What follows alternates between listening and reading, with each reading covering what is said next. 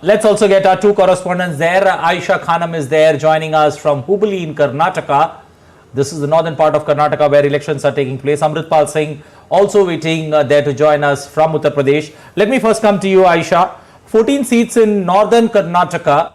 How do you see the voter turnout? The voter turnout is roughly around 66.3% for this particular phase. Still provincial numbers, but how do you see the voter turnout looking at all that's happened across the last fortnight in Karnataka?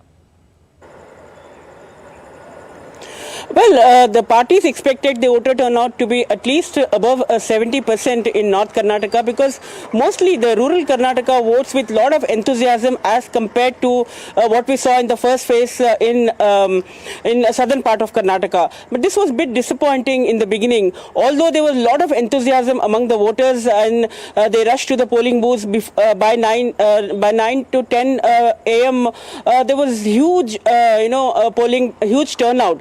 But the fact that, there is very low polling in Gulbarga Lok Sabha constituency has confused the parties. Their calculations seem to be, again, it has to be redone, because it is just 57% in Gulbarga Lok Sabha constituency, whereas highest percentage was in Chikodi, Davangere and two other districts. Now, Davangere is one constituency where two women are pitted against each other. BJP has fielded Prabha Mallikarjun and, the Congress has fielded Prabha and BJP has fielded Gayatri Siddeshwar. So any which ways, the Davangere seat will get a woman MP this time. So it was very interesting elections, but the voter turnout could have been better, although the Election Commission made all the arrangements to see to that the voters reach the booth, and also there were apps created so that people don't have to wait in long queues. But despite that, this 66% of voter turnout at 5 p.m. is slightly disappointing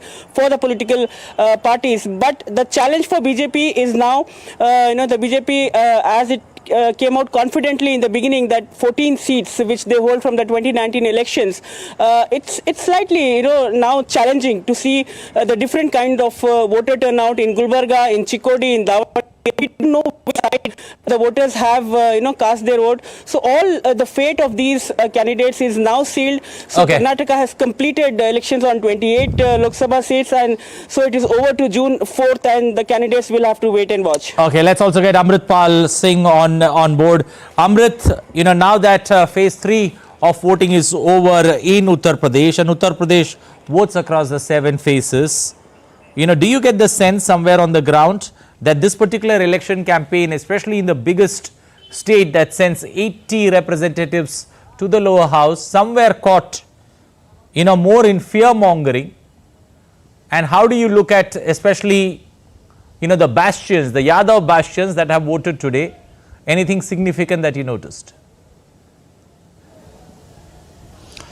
Well, one significant outcome by the provisional numbers that we have right now, that as UP in phase 1 and phase 2 voted lower than phase 2019, what they voted, these seats voted in 2019, that trend continues. Though it's only marginally lower, I think 57.34 is what the provisional numbers say. The last time around on these 10 seats, it was about 60%. So it's just about 2% lower, which could also be covered up because numbers still come in, so it could just marginally fall short or match 2019. Okay. But they did not increase, so that that trend continues. Okay, I believe we've lost Amritpal Singh there. We've got Meghna joining us from Gujarat. We've got Siddharth joining us from Chhattisgarh. Meghna, a quick word from you. Looking at the BJP citadel there, is a hat-trick very much possible now that the votes have been cast? Well, there is a close contest in some places, especially in the north of Gujarat and few seats of South Gujarat like Bharuch and Valsad. But having said that, if we are looking at the data from the 2022 assembly elections, we definitely see that BJP will be able to manage some of their strongholds, while there will be definitely a good fight given by Congress for candidates and some prominent places where Congress already had strongholds like Saurashtra and some places in North Gujarat, and I said some places as well in south of Gujarat. While the only disappointing thing we see is the voter turnout today. By 5 p.m. it's somewhere around 55% for all the 25 Lok Sabha seats out of the 26. By 5 p.m. this voter turnout was recorded, which is a little disappointing in terms of, while Valsad and places in South Gujarat recorded good amount of voter turnout. Urban areas, as usual, did not match up to the voter turnout which was recorded at semi-rural and rural areas. But one more thing here is that 56%, around 56% voter turnout was also recorded for by-polls, which happened on 5 seats here in Gujarat. And there were some places in near Surat and some places in Banaskantha, which some small villages which did completely boycott the elections and did not go to cast their vote. Okay, let's quickly get Siddharth. Chhattisgarh numbers. Siddharth, the numbers look good. Almost close to 67% of voting that we've seen in Chhattisgarh.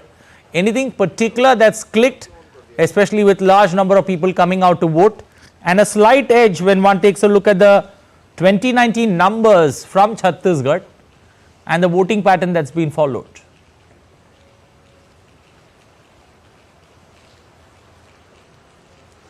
Anil, hi, a very good evening to you. Now that you've mentioned 2019 figures, I would like to tell you that as far as the voter percentage is concerned, that the dip is clearly visible. As if I talk about Chhattisgarh state as a whole, then in 2019 the voter percentage was about 71%. And this time around, like you just said, it's close to 67%.